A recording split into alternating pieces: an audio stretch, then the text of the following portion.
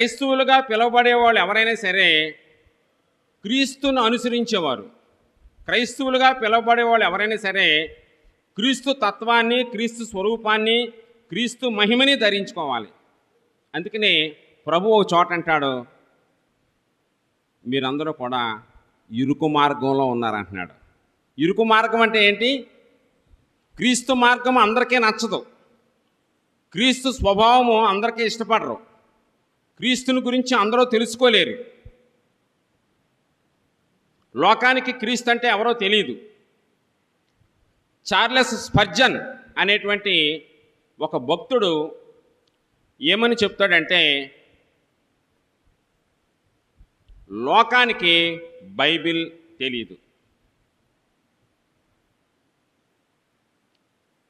లోకానికి తెలిసింది ఎవరంటే క్రైస్తవులు. అందువలన లోకము బైబిల్ చదవదు. లోకం ఎవరిని చదువుతుంది? లోకం ఎవరిని చదువుతుంది? క్రైస్తవులను చదువుతుందంట. ఆయన అంటాడు, కాబట్టి మీరు లోకానికి వెలుగై ఉన్నారంటున్నాడు. చార్లెస్ స్పర్జన్ అనే భక్తుడు చెప్తున్న మాట చెప్తున్నాను మీకు.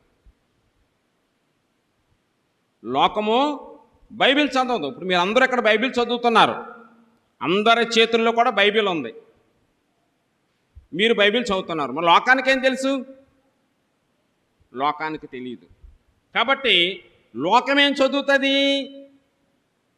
క్రైస్తవుని చదువుతుంది. క్రైస్తవులు ఎందుకు చదువుతున్నారు?